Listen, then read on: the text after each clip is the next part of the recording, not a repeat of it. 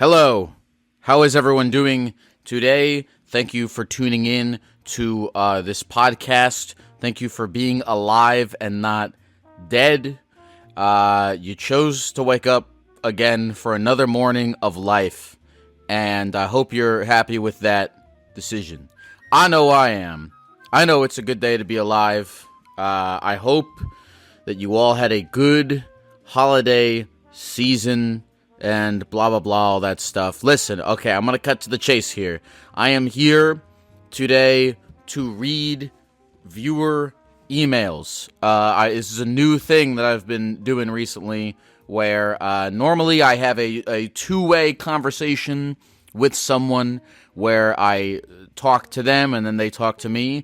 But I decided, you know what? This is my goddamn podcast, and I'm going to put out an episode sometimes where only I talk. It is a lonesome, brutal endeavor, but I can think of about 25,000 more brutal and more lonesome endeavors than reading emails, which I guess is most people's jobs in 2024 is reading emails. Sorry, that was inappropriate. Okay, in the past, for those of you who've listened to these episodes before, I think I get a little you probably know, I get a little self-conscious when it comes to talking about these emails. I think I get a little self-conscious about giving my opinion, which is, I think, a bad thing for a podcaster to do. I think part of having a podcast is you say opinions, but maybe not necessarily. I kind of think that's why I like the podcast that I do, is that I get to just kind of learn from other people's lived experiences and let them talk, and I don't have to give my opinion. But you know what? I've decided. I'm making a firm decision. I am going to give my opinion on all of these emails. I'm not gonna hold back.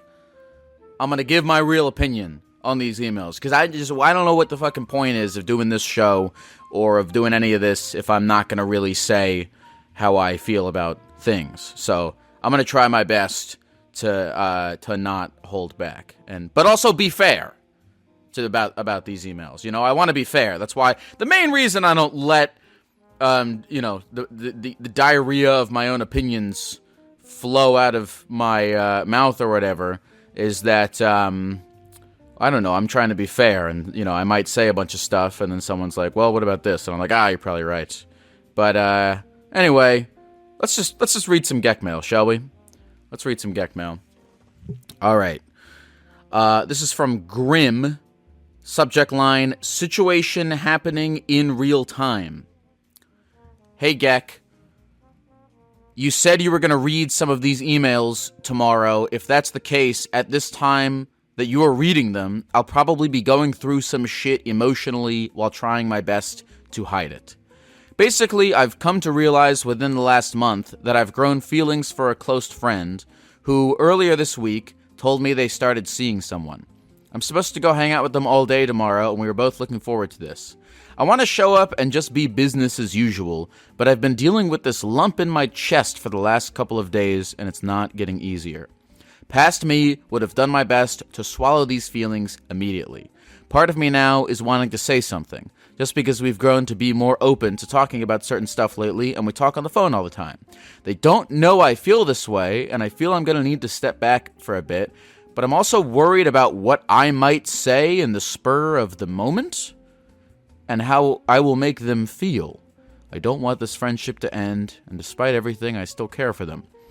So, yeah, that's where I'm at. We'd love to hear your thoughts on what I should be doing right now, whether you read this or not. This is my attempt at therapy and thinking it through.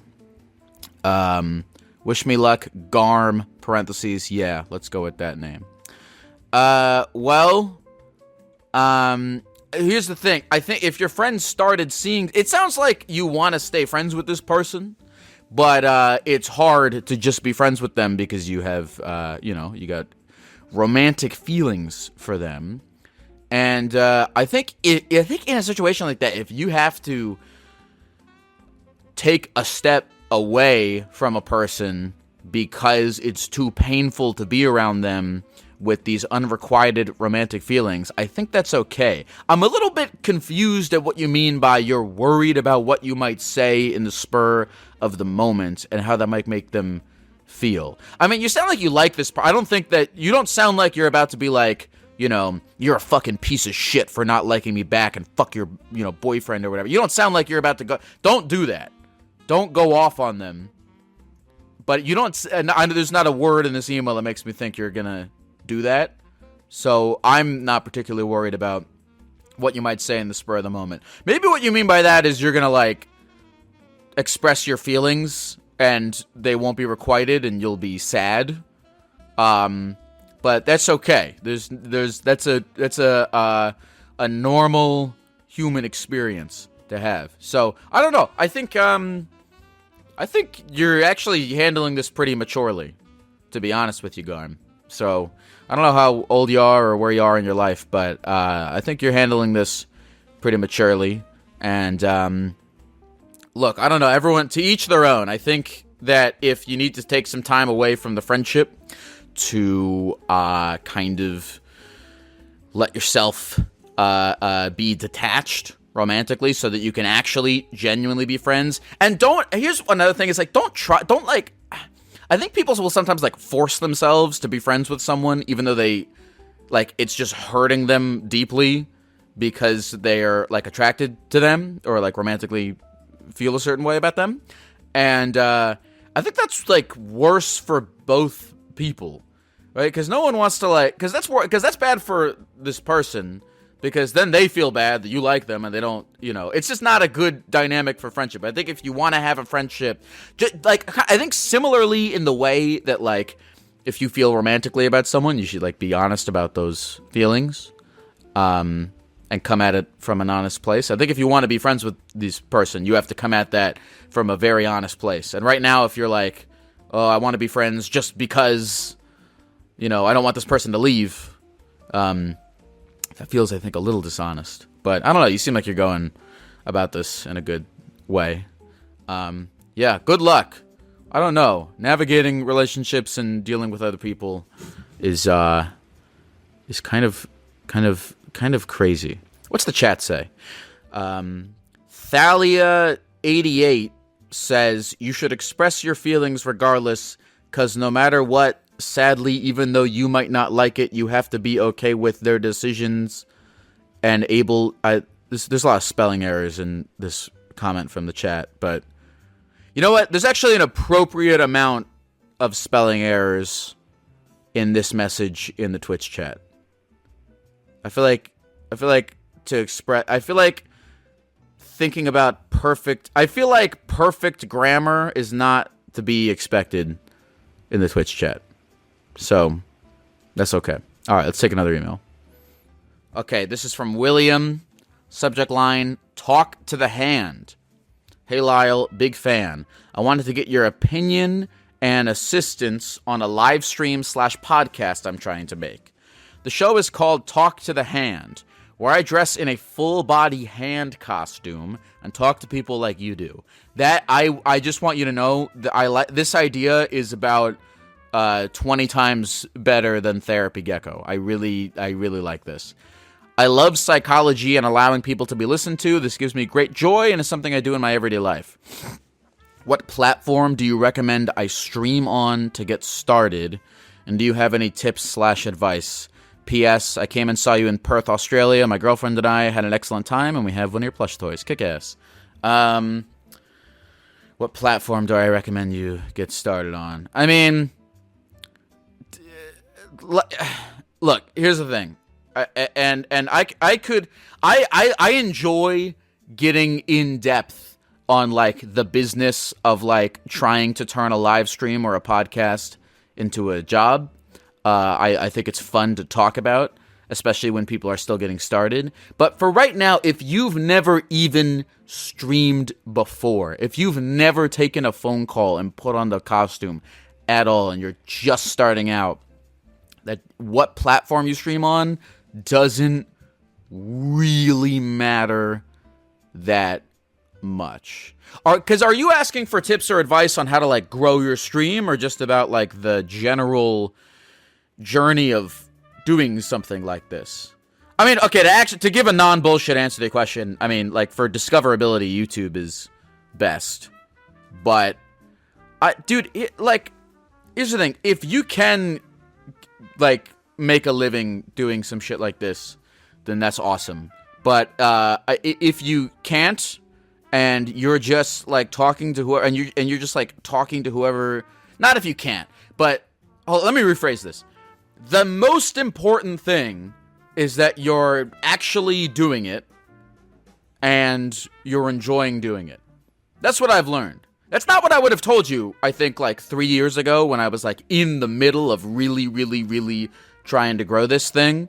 I would have gone on a rant to you about, short-form content versus long-form content, and we could go deep on platforms and whatever. But now that I've been doing this for a little while, all of that stuff is like the number one thing that really, honest to God, will fucking matter is that you really, truly, honestly enjoy doing this and are having fun with it.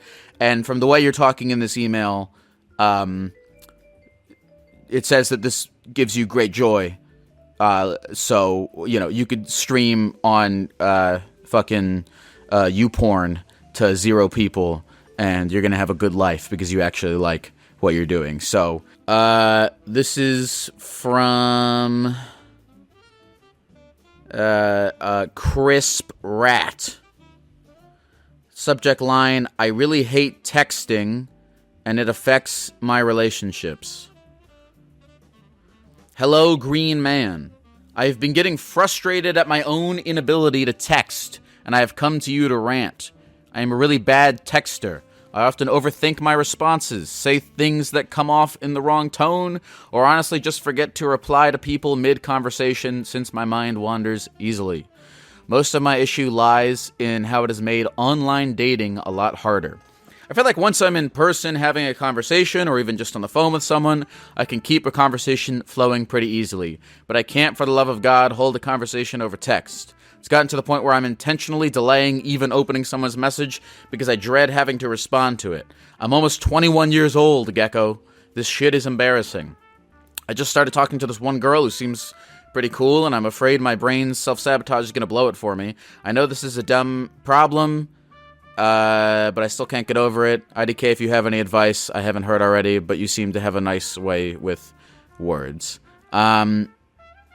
P.S. Here's a picture of a cool frog I found. Oh, that is a cool frog. Okay. You know what? This is, I think this is good. Let me tell you something, Chris Pratt.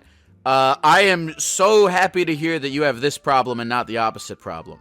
Because I feel like, I'm gonna sound like I grew up in the 60s or something, but like, I think most people have the opposite problem.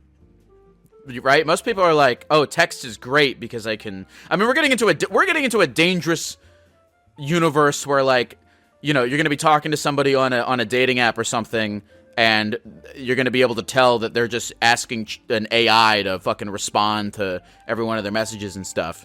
But, yeah, this is way, way better than the opposite problem of, like, oh, I'm good at texting because I, you know, am able to send the fucking text to my group chat and get 50 different messages and, you know, take the time to overthink it and stuff. But I can't talk to people in real life or on the phone.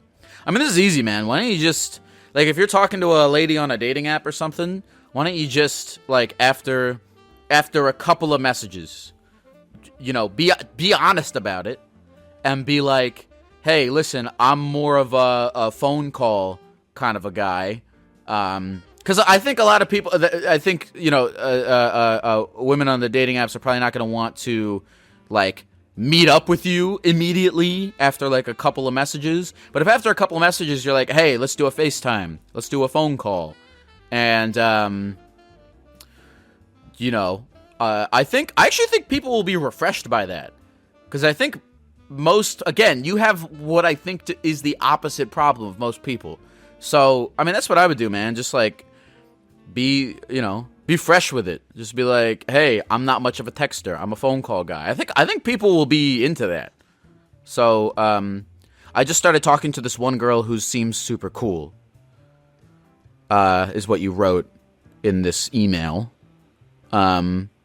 why don't you call her? Just be like, hey, you seem cool. Let's talk on the phone.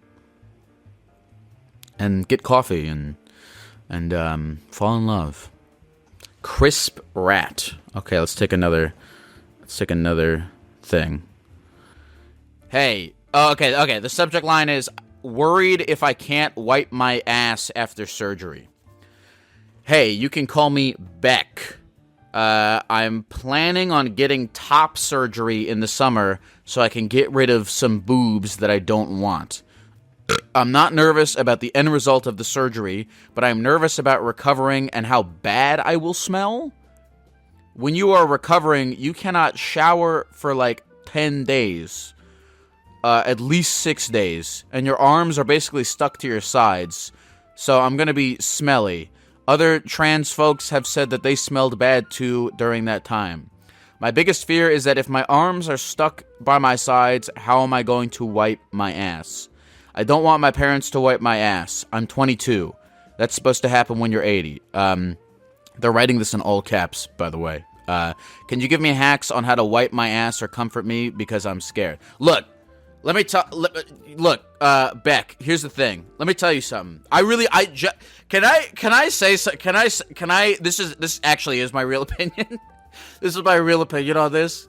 And not to be like, if I were you, genuinely, if your parents, like, there's so many people whose, like, parents would be, like, fucking, like, pissed off at them for getting top surgery, or, like, just in general, like, don't support them, or not even, like, with trans issues, or just, like, life in general. Like, here's the thing. If your parents are willing to wipe your ass to help you with your top surgery, that's a good thing. That's a good development in your life, I think. So, like, the fact that you have parents who are so supportive of you that they're willing to wipe your ass is a good thing. So this is a reframing of perspective. Okay. Now, if your parents seem like excited to wipe your ass, then there's something, maybe that's not good.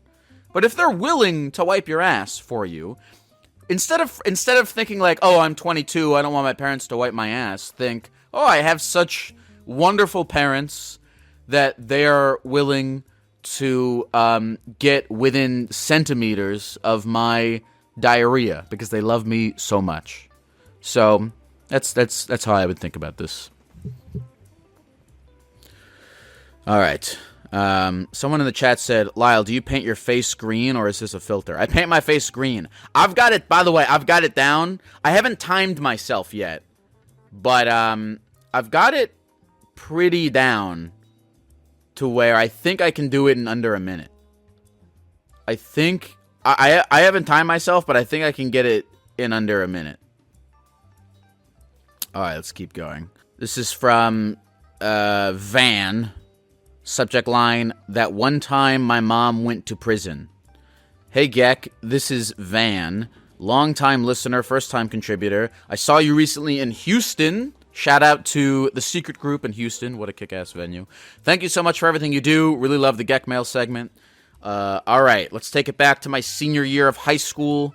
My mother was a long-time addict. To spare details and make this haste, I get called to the principal's office to be told my mother had been arrested. To my shock, I do get home. You guessed it, my house is empty, mother nowhere to be found. Turns out she had stabbed her boyfriend's sister, parentheses, her drug dealer, in the neck, chest, and arms. Jesus. It was a drug deal gone wrong.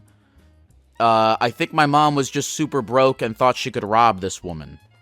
My mom was also wearing my clothes, and I never got them back. Well, you know, I'm sorry that you were victimized in all of this. The lady did survive. They both got arrested, and they both went to the same jail.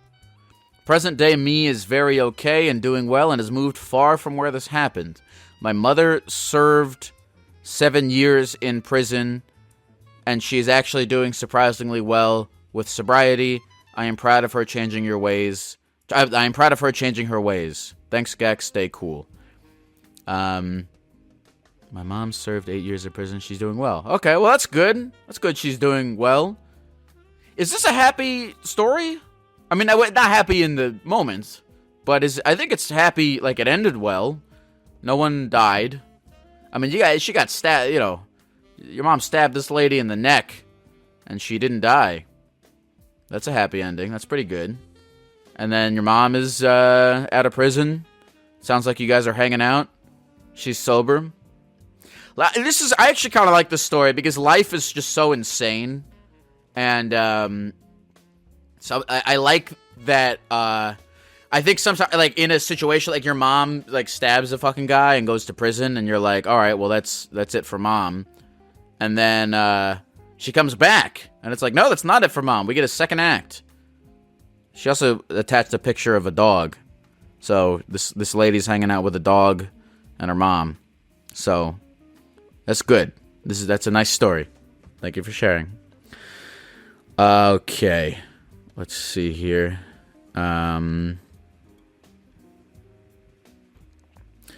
This is from Daniel. Subject line, I saved my dad's life by breaking his back. Hey, Mr. Geck. I have a long story about how I broke my father's back and saved his life. First, I wanted to say how your podcast helped me figure out something I needed to restart. Let's dive into it. So back when I was in 1st or 2nd grade, I used to do some wrestling and gymnastics that my parents put me in. My dad and brother always helped me train for wrestling at home, and we always did it with no issues.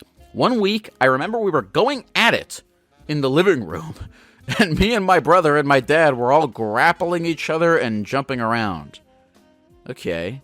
Like 15 minutes in, I jump on my dad's back, and he yells out in pain. He gets up, walks into the kitchen, sits down, and they call 911. The ambulance comes and takes him away. You guys were doing, like, fucking WWE in the house. The kicker is this part. Later at the hospital with me and my mom and my brother, the doctor comes out with a somber face and pulls my mom aside. She starts crying. Then the doctor tells us to come over and looks at me and points at me and says, "You saved your father's life." By jumping on my dad's back, I broke it. But when they took x-rays where I jumped and broke his back, they found cancer. They said if I hadn't jumped on his back, he would have died within a couple of years because of the size of the mass. He passed away back in 2016, but he had more life thanks to me. Wow. Pretty crazy. I mean, okay, not to discount this story, but, like, couldn't your dad have just gotten a checkup once a year? Did you have to break his back for him to figure this out? You know what? Never mind. Yes, you saved your dad's life. He always called me his guardian angel. I'll end it here. I tried to call and tell the story because it has way more to it, but I can never get through. Love your show. Love you all. Stay safe and healthy.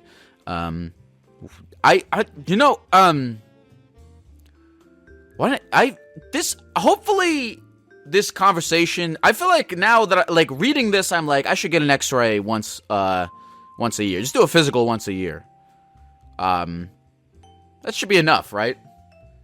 Like, I guess, why did he have to be in severe injury for them to get an x-ray? I said at the beginning of this I was going to give my real opinion on all this stuff, and I have to hold myself to that. I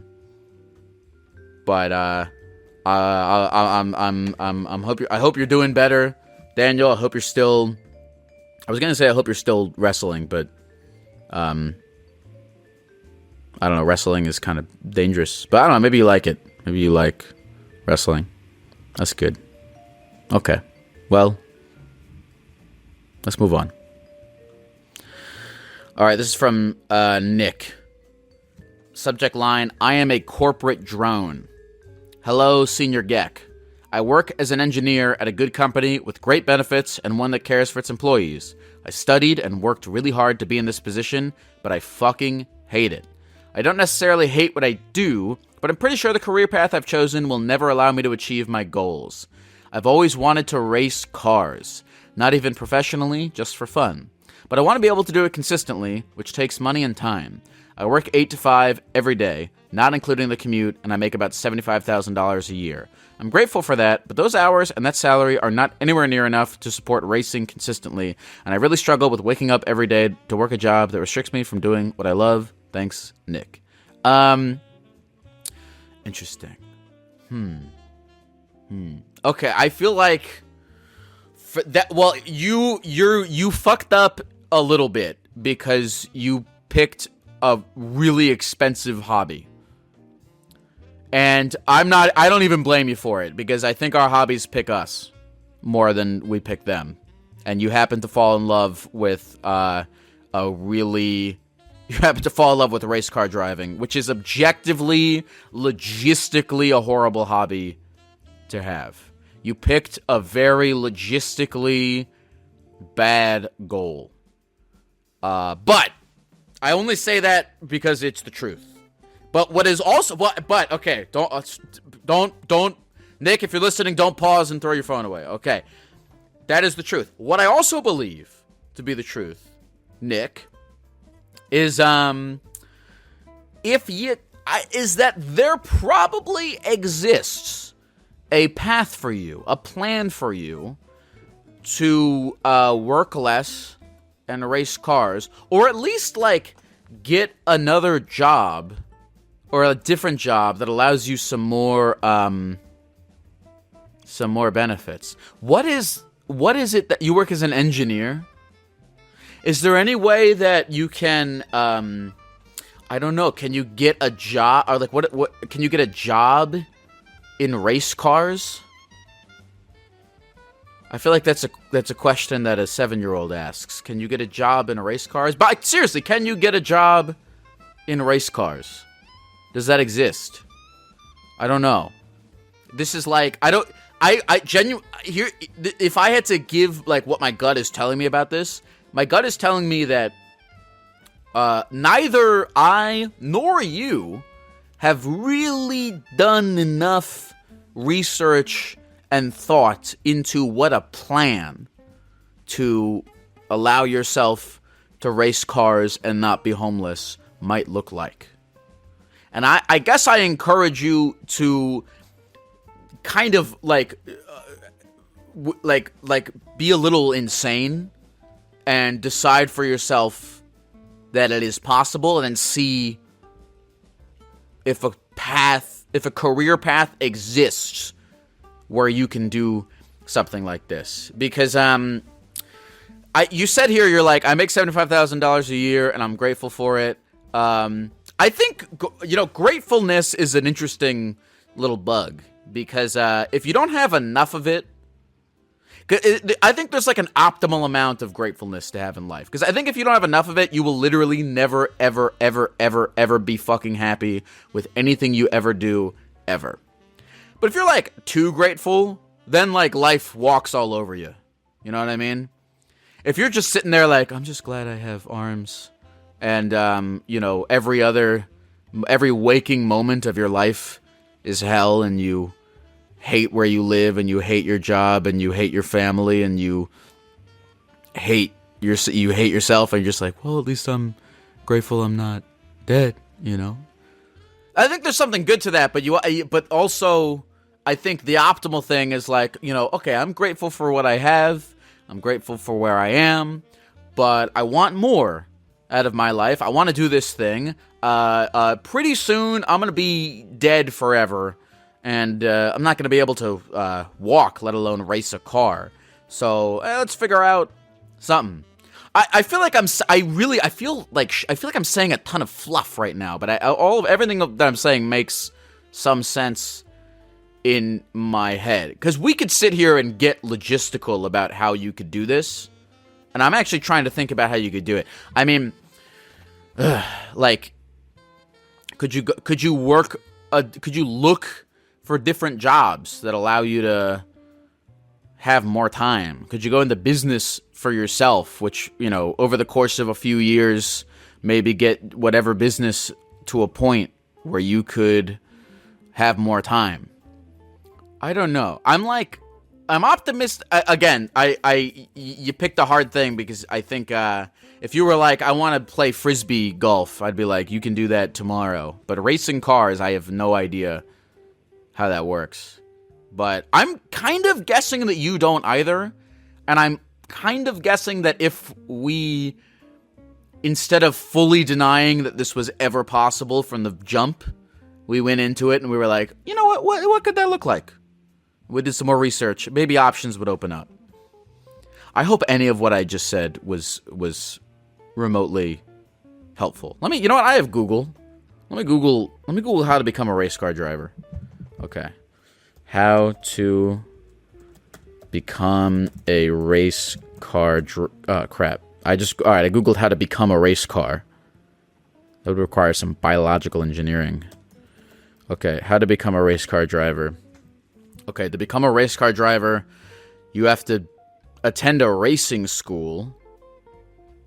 Yo, are there hold on. Race car driver school. Can you fucking major in race car driving? Yo, they have race car driving school. Okay, they have race car driving school. It is almost certainly really fucking expensive. But I don't know, maybe you could work at one of these tracks. The gist of what I said in my whole rant is like, look, do a Google. Look at shit. See what's out there. Maybe it'll spark some ideas. What does the chat have to say? Does the chat know anything about race cars?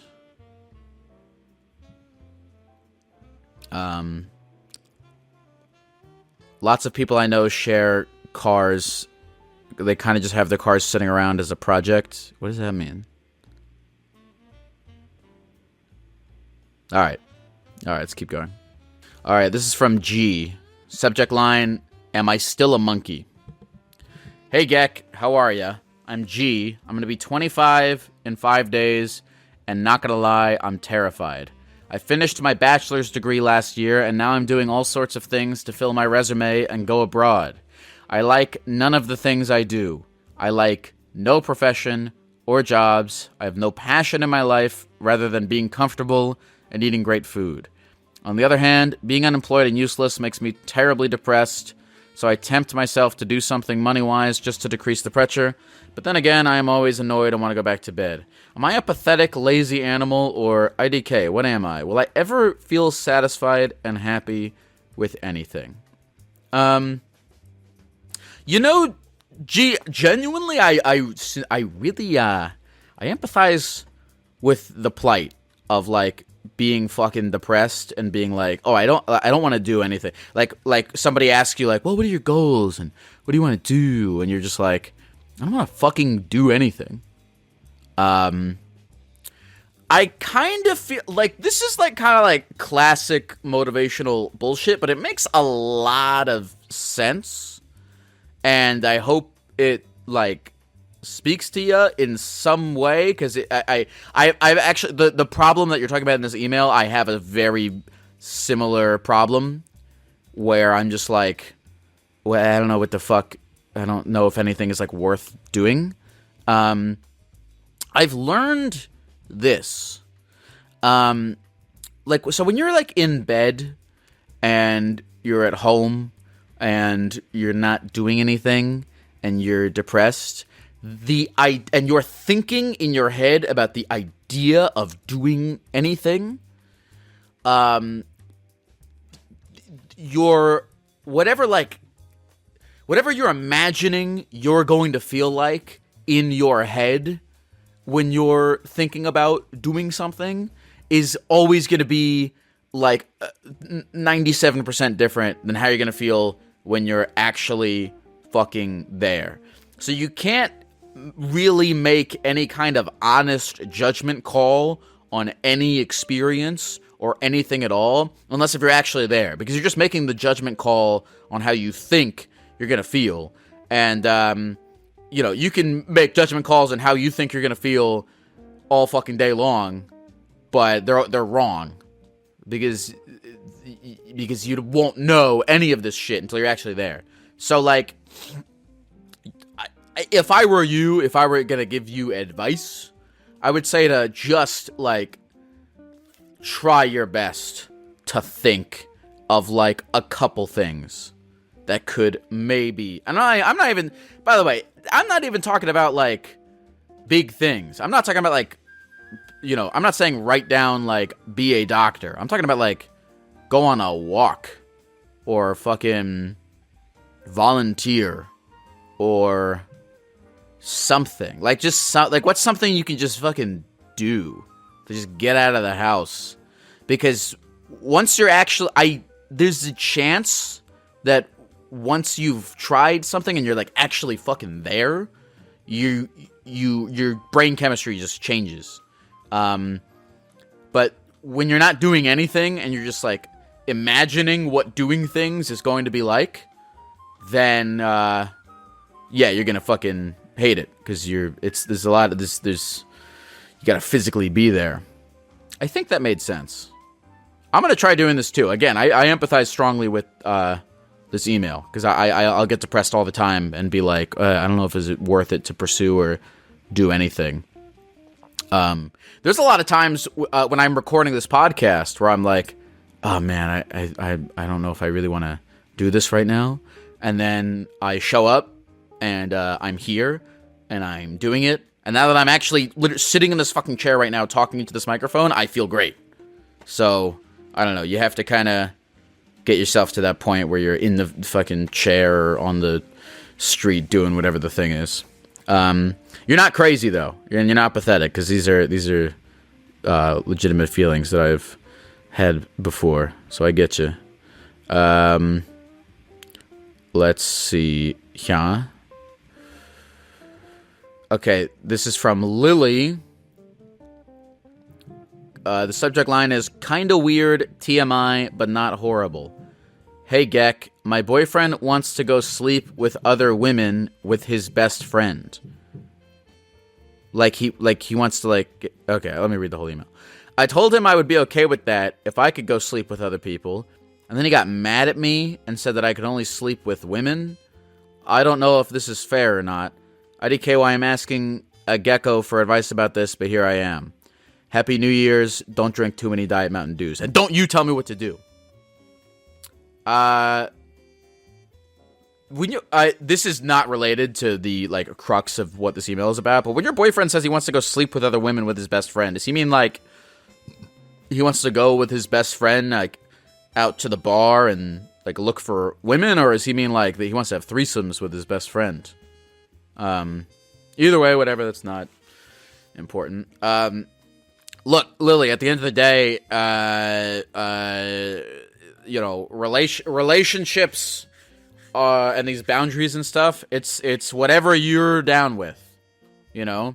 If you're down with your boyfriend going out and doing whatever he wants, but the parameter of that is that you can do whatever you want, then great. And if he's not on board with that, then an agreement has not been come to.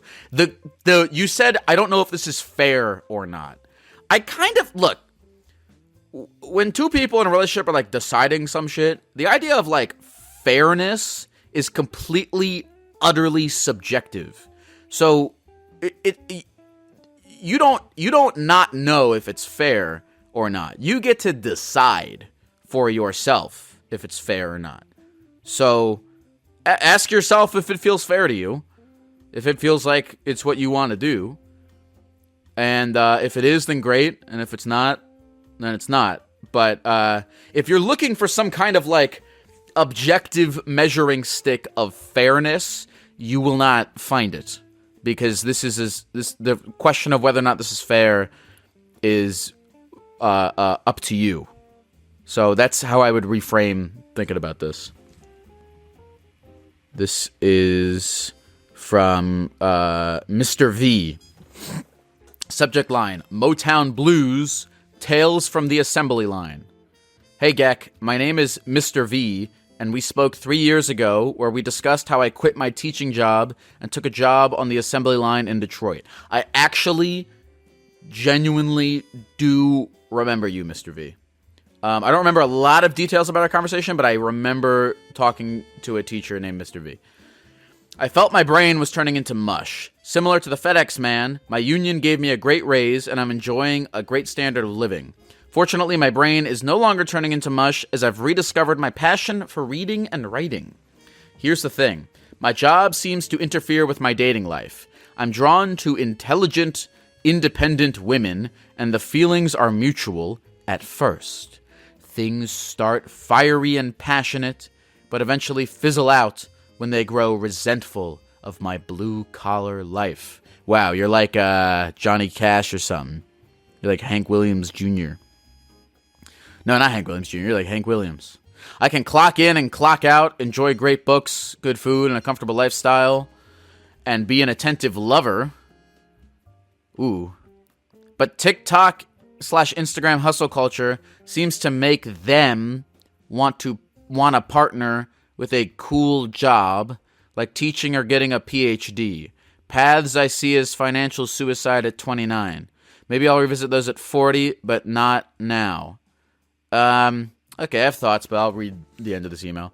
I have a love-hate relationship with Detroit and my job. The costs of living and benefits are great, but the city's environment is not exactly ideal.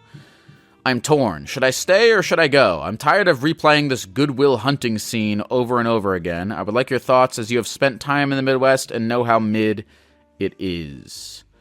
P.S. Last year when you came to Detroit, I wanted to go to the show and the rave, but I was dating a psychologist at the time who didn't believe in your art and banned me from going. That's really funny.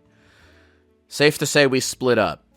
Hope you can come back to the 313 as I will be attending. Thank you for generously calling this art. I'm confused at what this email is asking. Because you're asking, this is a two-part email. One is about if you should leave Detroit or not. I don't know, man. I don't know if you should leave Detroit. Wherever you go, here, okay, I'm going to answer you. I'm going to speak to the thing you said about, like, women wanting a guy with a cool job or whatever.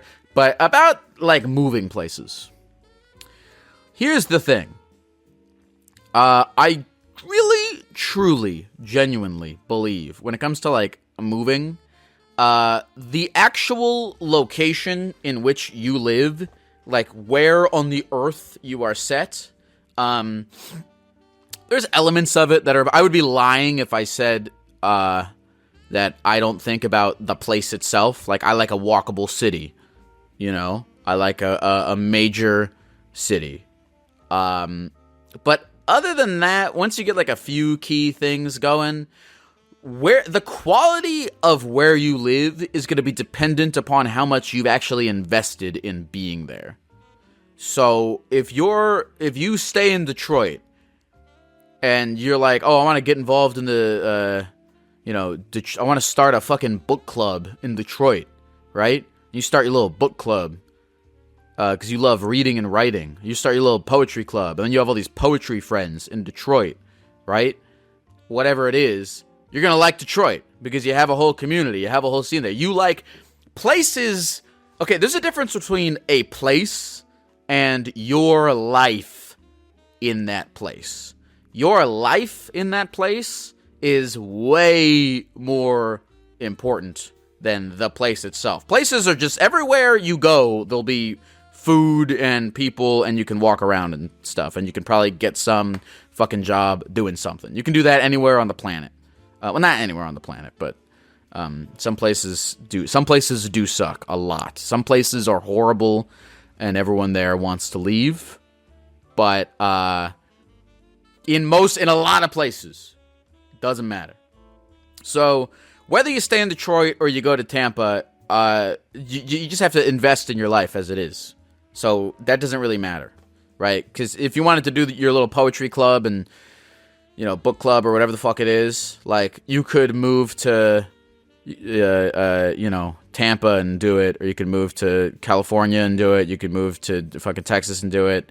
Or you can stay in Detroit and do it. Doesn't really matter. You should think more about, how you actually want to invest in wherever you are. And then this thing of, let me read this part again. Women are resentful of my blue-collar life. Do me a favor. Just look. Do me a favor. I don't know how many women it took for you to grow this heuristic. Is that the word? I'm gonna Google. Am I using this word right? Heuristic. What is a heuristic? I think I'm using the word heuristic right. I think I'm using the word heuristic to just mean belief. Okay, I don't know how many women it took for you to develop this storyline that you have, that women are resentful of your blue-collar life. But if I were you, I would ditch that storyline. I would really I would try your best to examine all the storylines that you have about what you think women are attracted to, and I would ditch a lot of them. Because, maybe you met a couple people who were like, oh, I don't like that you work in a factory. But that doesn't mean that every woman you meet is going to care that you work in a factory. And if you go into your dating universe thinking that everyone is going to be resentful of your blue-collar life, that's probably going to come off. And I don't think it would be good for you. So I would try to challenge that belief. God, I need to think of something funny to say. I've just been saying, and I gotta think of something funny to say. No, that's stupid. All right, whatever. Let's move on. Let's read more emails, shall we? Okay. This is from Khalil. Subject line, University Struggles. Hey, Gek, my name's Khalil. I'm from Morocco, and my first semester of uni just ended. I moved about 700 miles from my hometown to pursue my higher education. I'm very introverted and quiet and don't speak unless spoken to. I started feeling the effects of this much worse since I live alone now and almost have zero human contact. Needless to say, that took a huge toll on me, and I want to do a lot better in the second semester. I guess I just need someone telling me to stop the BS and go talk to people, but that just feels so agonizing and makes me so anxious. I've basically had the same group of friends back home my whole life, so I never developed social skills.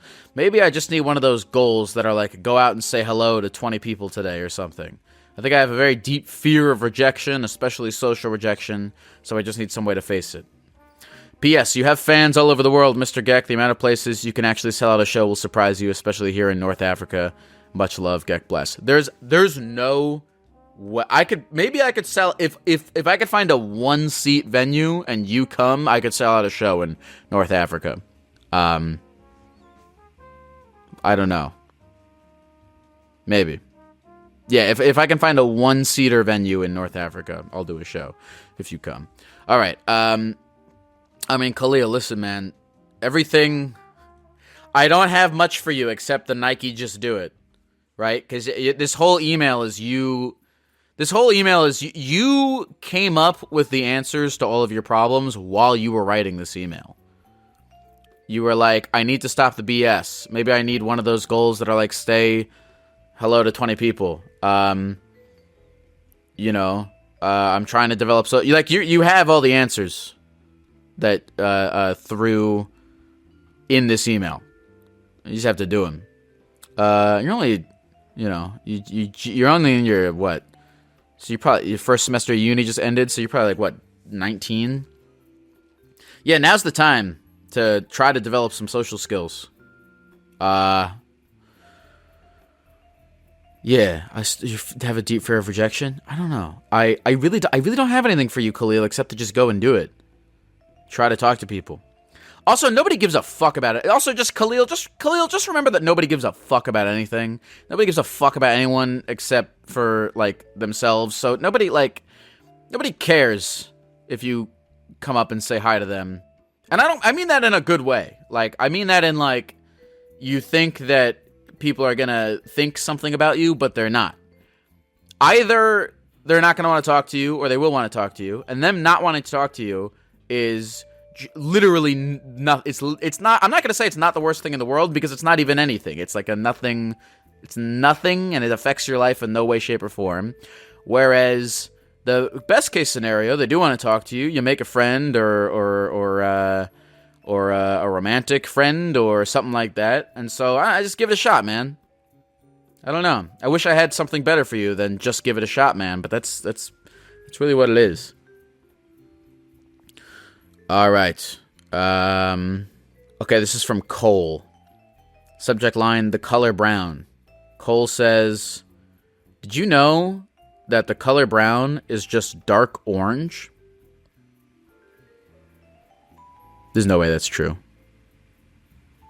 I'm going to type... Hold on, let me Google this. Wait, is the color brown... Brown is a dark orange color made by combining red, yellow, and black. Yo! I never knew that! Damn. The more you know. That's cool. I mean, all colors are just combinations of other colors, right? Except the primary ones. What are the primary colors? Red, yellow, and blue, right? Everything else is just a fake. What's green? Green is yellow and blue. Yo, colors are crazy, man. All right, that's it. That's all I have to say about that. All right. Let's see here. All right. This is from Jeremy. Subject line, I want to be on Survivor.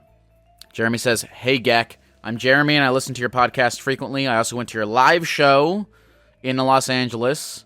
Hell yeah. Thank you, Jeremy. I really want to be on the reality TV show Survivor. I have yet to submit an audition tape to the casting team, but I'm not sure what I want the audition tape to be, or really how I want to express myself as a would-be character on Survivor. What are your thoughts? I don't know. I'll read the rest of this email, but I don't know fucking anything about Survivor. I don't know anything about the show Survivor, so I'm not going to be helpful to you, but I'll read the rest of this email. My concern is that the show has been going on since, 2001. I can imagine that thousands of people have applied to be on the show, and with that, almost every way the game can be played by a person has been done before, so how do I stand out among other contestants? Here's a few things about me. 25-year-old, white, thank you for including that, Jewish, LA, born and raised. I am a very analytical person, but very sociable. I have a pet cat. I'm not very athletic, but in the moment I can rise to the occasion. I'm a Virgo. I work in music. Thanks for your help, Geck. Can't wait to hear this on the pod. Do you want to know my... Okay, here's my actual... I said I was going to tell the truth on this fucking thing, so I'm going to do it. Hold on, I'm going to take a sip of my energy drink. Jeremy, here's what I would actually do. Look, you know what? I'm going to be very honest with you, Jeremy. Thousands of people apply to be on Survivor, and you have you pretty much have no chance of being on the show. That's the truth. But I'm going to tell you why that's not depressing. If we were on the phone right now, I would be like, well, what do you want to get out of being on Survivor? Right? And then ask yourself that. What do you want to get out of being on Survivor? Did you mention that in this email? No,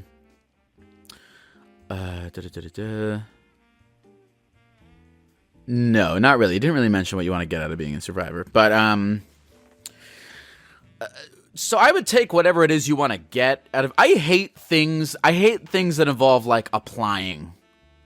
You know what I mean? I hate things that involve, oh, I need to ask for permission from this amorphous entity, and the amorphous entity sits in a throne above me and goes, are you worthy of being on my show? I just think it's lame, you know? Whereas, Jeremy, I'm dead serious. If you want to just make a YouTube channel where you fly to a deserted island and try to survive, just do that. That's first of all, way more interesting than being on Survivor. Second of all, it's your choice. If what you really want is to see if you can survive on a desert island, just go do it. You know, you don't need to fucking send an email to someone to do that. You don't need permission to go be stranded on a desert island, Jeremy. Just go do it. I'm gonna get this guy killed by doing that. I'm gonna get this guy killed. But I do mean what I'm saying though. Whatever it is you're hoping to get, just do something that doesn't involve having to ask someone to let you be on their stupid TV show. Like, fucking go make your own. Go make your own. Go make your own fucking reality show on YouTube. You have a phone. Just make your own fucking Survivor. Like what? You're going to put together an audition tape, right? Instead of putting together an audition tape, why don't you just make a fucking thing and put it on the internet? And that way, you did it. You didn't have to ask anyone for permission, and you got whatever it is you wanted out of it. So that's my true recommendation. Having never ever seen the show Survivor. So someone in the chat said he probably wants money and fame. You can get money and fame by going on the internet. Instead of, you don't have to ask, you don't have to send an email to some motherfucker to get money and fame. All right, let's keep going. Pretty sure someone said pretty sure he wants to win $1 million. If Jeremy, if we had a conversation and you were like, genuinely, honest to God, the one thing I really want, the main reason I want to go on Survivor is to win $1 million, I would go, that's one of the stupidest ways to achieve that goal. And then I would say, let's set you up with a Roth IRA at Vanguard, and you're going to contribute $100 a month to it until you're 60 years old. And by the time you retire, you'll have $1 million. I don't actually know if that math is true, but I'm so lame now. I'm the fucking lamest guy of all time. I'm so fucking lame now. Oh god, I'm so fucking lame. Someone asked why I'm naked. I'm not naked, but I am shirtless while I'm recording this because I can do whatever I want. Okay. This is from Diego. Subject line, serious discussion about the best flavor of Twix. And then in the body, he wrote another subject, and he wrote outdoor pooping and other trail running adventures. And then he wrote, Dear Geck, I lied. We're not here to discuss Twix or what the plural of Twix is even. Instead, I'm writing to seek your opinion on a more pressing matter. You know what? Fuck. No, I'm not reading this. I'm not reading this email. I thought I was clicking on an email to talk about Twix, and you did it to trick me and lie to me? How dare you? No, I'm not reading your email. Maybe send whatever you were going to send to me again with the fucking honest subject line, and maybe I'll read it. But I'm not putting up with this fake out subject line bullshit that you're trying to pull. I don't know how you thought you were going to get away with that. The best flavor of Twix Twix is actually not that good of a candy. All right. Let's see here. Okay, hold on. Sorry, I'm looking for. I'm sorry, I was a little rattled by this guy. Let's see. All right, this is from Jim. Subject line: The Stop and Chat. Hey Geck, Jim from Syracuse here. Hope all is well. Just wanted to ask if I'm wrong for feeling some sort of way when I encounter a group of people stopped dead in their tracks at the grocery store during peak shopping hours to talk about whatever it is they want to talk about. For Curb Your Enthusiasm fans, it's better known as the Stop and Chat. For example, Wegmans in Syracuse on a Sunday is the most anxiety-filled store with shitloads of people flying past each other to get their overpriced groceries for a week or even just the day. But for you to get your pasta noodles or cured meats and cheese, you have to say, excuse me, and reach around people that are posted up talking about how their son is mediocre at basketball or daughter had a dance recital or some other bullshit. Like, get the fuck out of my way, and don't even think about giving me a side eye like I'm being the rude one. Get your shit and tell your friends that Braden and Caden are fine and keep it moving. Not gonna lie, it makes steam come out of my ears like some old Bugs Bunny cartoon. Let me know if you have encountered a similar situation. Have a good holiday. Go Bills. Come to Syracuse for a show soon, please. I was actually in Syracuse earlier this year, back in April. That was a good time. Okay. Jim from Syracuse. Yeah, no. People have very low situational awareness. I think the way that you are handling this is perfect. unapologetically being like, hey, you know, you're not being rude about it. You're not like, well, I mean, look, you could, like, you know, stab these people to death. That'd be very rude, but you're not doing that. You're a decent enough guy to not do that. You're understanding the social contract. You're doing your best, Jim, to abide by the social contract of society. And I want you to know that me and the other listeners of the Therapy Gecko podcast stand by you in your efforts to abide by that social contract. But alas, you live in a world inhabited by other human bodies and brains that are not cognizant of the space that they take up or give a fuck, you know? Just don't stab these people to death, because that'll affect your life negatively. It's like that, there's a guy who, like, there was some, like, protesters blocking a road, and he pulled out a gun and he killed them. Don't do that. But, you can ask him to move. And if they give you the side eye, if, you know what, if they give you the side eye and it makes you feel good to yell at them, and you really feel like they deserve it, I'm trying to think if I would do that. Like, if I'm going into the Wegmans and I'm trying to get some shit, and these two people are, like, talking about their son, and I'm like, hey, can you guys I'm just like, hey, excuse me. And they're like, ugh. No, I would probably yell at them. It depends on how aggressively they were appalled by me asking them to move. If it was just a side eye, I'd let it go. But if they made some kind of noise when I moved past them, I would go off. What do you get at Wegmans? Wegmans is sick. All right, let's do a couple more right here. This is from Steven. Subject line: I'm sleeping with a guy 40 years older than me. Hey Lyle, I was shown your podcast at a very uncertain time in my life a few years ago. It was one of the main things that helped me shift my mindset on not only my own problems, but the problems of others around me as well. I've always known I was gay and had to come to terms with it a long time ago. What I struggled to accept was that I'm attracted to older men. Overwhelming guilt and fear clouded every thought I had about finding a partner or even just a hookup. I was hard on myself and shut down any and all feelings I had of love. It's like there was a second closet to come out from. A friend of mine, shout out to Cam, showed me your podcast, and I started listening at work. Hearing all the amazing stories from your listeners, as well as your outlook on most things, helped me take a step back from it all. I found a real therapist, and it's changed my life. Okay, so now I'm sleeping with a guy 40 years my senior. I'm 26. He's 66. It's cool.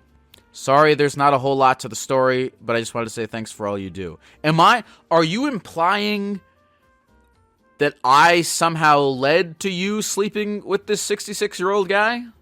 I don't think you are. I don't even know why I said that, because I really don't think you are. But, let's see. We saw your show in Melbourne, and it was awesome.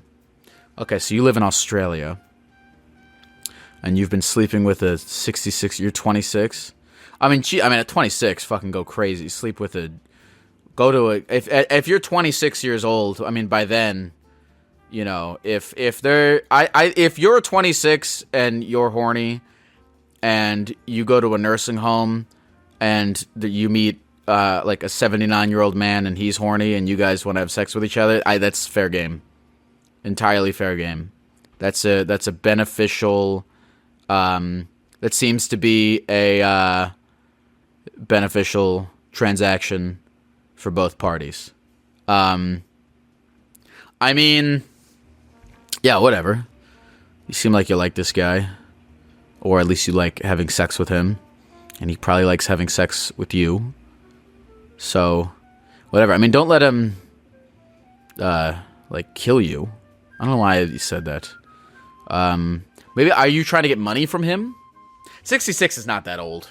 You got a long... If you're trying to get money... I will say, if you're trying to get money from him, you're probably in it for another... They have pretty good healthcare in Australia, I think. So you're in it for another... If this is a money ploy, you're in it for at least another 20 years, I'm going to say. Yeah. I'm going to say at least another 20 years. That's cool. Does he have an Australian accent? I don't have a good bit. I'm not good at bits. Well, good. I'm glad that you seem happy about this. This is good. Okay, let's see how long have we been going? What do you guys think? What does the chat think about this? I'll ask the chat. Oh, someone said, does he spank you with his cane? That's good. Someone said, seniors are dangerous. That also might be kind of true. All right, let me read one or two more.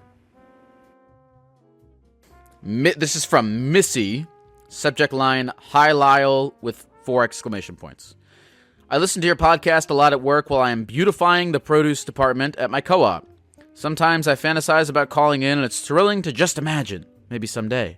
I have been enjoying the email episodes as well. Here's my contribution. I loved to read when I was younger, but fell out of the habit and just recently picked it up again. I'm now 31. I'm trying to detox my screen-addicted brain. I agree that reading is generally no more virtuous than playing video games or watching movies. I did say, just for context, on an earlier podcast, I went on a rant about how I don't think that reading is inherently more virtuous than playing video games or watching movies, because they kind of have the same result. But anyway, there is something incredibly satisfying about finishing a good book that I don't feel with other media. It's a uniquely calming experience to sit in silence and read. I think there's something special that happens in your brain while you let the words wash over you. Would recommend to anyone feeling overwhelmed by this increasingly overstimulated life we all suffer. Your fan, Missy. Yeah, I mean, I'll go on my rant again. I don't think, I think that if, in general, whether it's a video game or a movie or a book or whatever, if you can do something that's not that, like, without, where you're going long periods of time without being on your phone, that's great. This is a bad way to end the show, but we live in a horrifying world.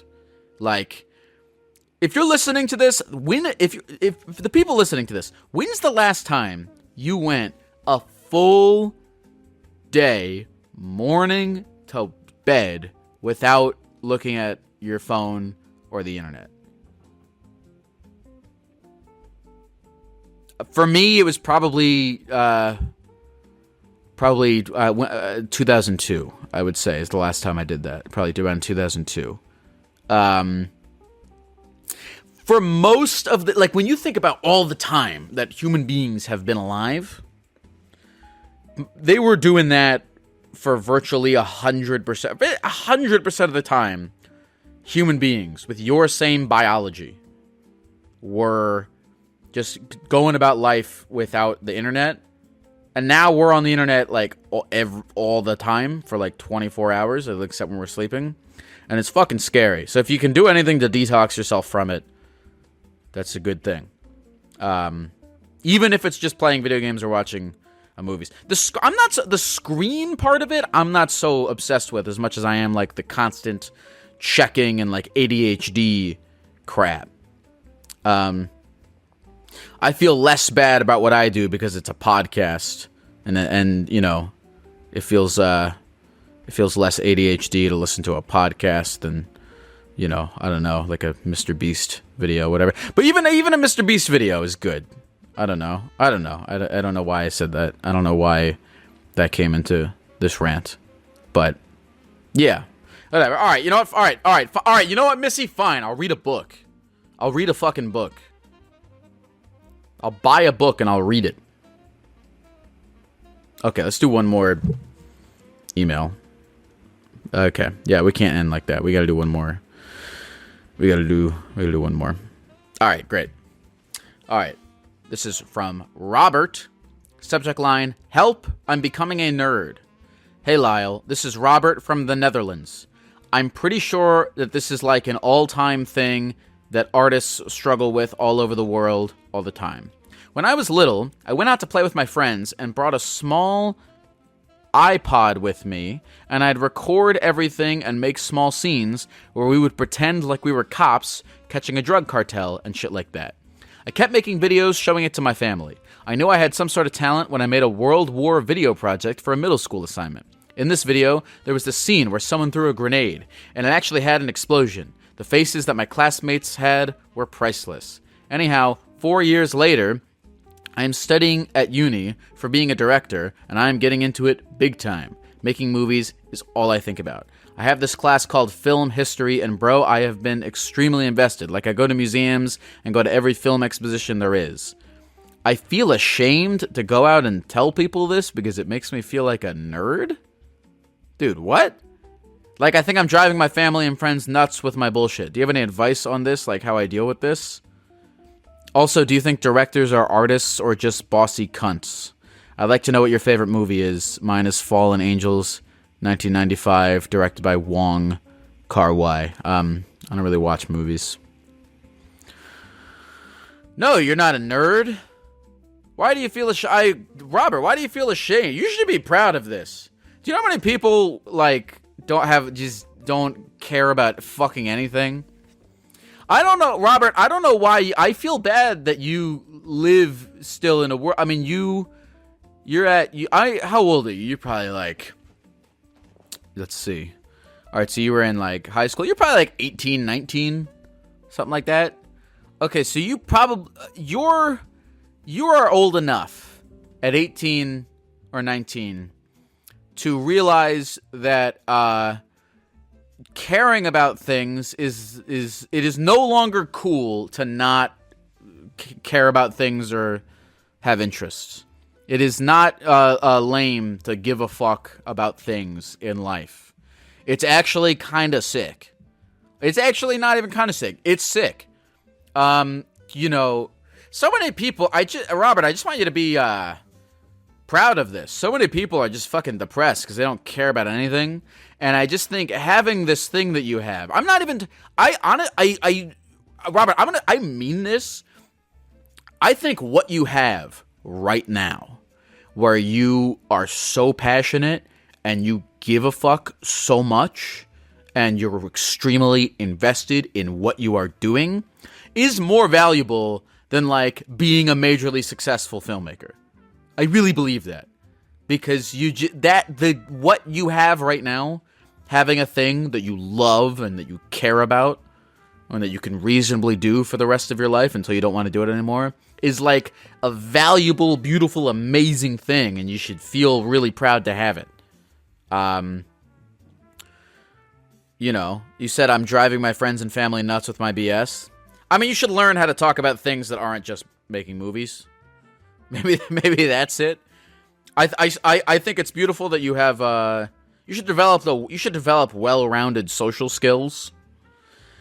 If that's kind of what you're talking about, but no, you should be happy that you care about something. Especially at 18, it's harder as you get older, I think, to care about shit. So just be excited and grateful and immersed in not only what you care about, but be excited at the pure fact that you care. Don't let anyone tell you it's lame. Do you think directors are artists or just bossy cunts? It depends on the person. Also, I don't really know many directors. I never met Alfred Hitchcock, but he's probably a cunt, yeah. Anyway. Okay, Fallen Angels, 1995. I'm gonna go watch that. I wish I had something funny to say about any of these emails. Instead, I just gave advice based on what I feel in my gut, which is fine too. This can be a part of the podcast too. Does the chat have any questions that they want to say before we go? Someone says we love a good Wong Kar-wai movie. Okay.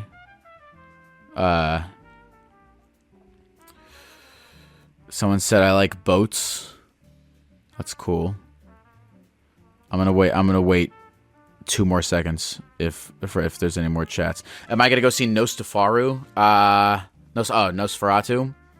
No, I don't really like I don't really like watching movies. I get too bored. I love playing video games. I'm playing a little update on the video games I'm playing. I'm a little late on it, but I'm getting into Little Nightmares. I think I'm going to start casually reviewing video games on this podcast a lot. I highly recommend Little Nightmares. I have it on the Switch, and it definitely looks better on, like, you know, PlayStation or whatever the fuck, but it's a sick game. It's pretty stealthy.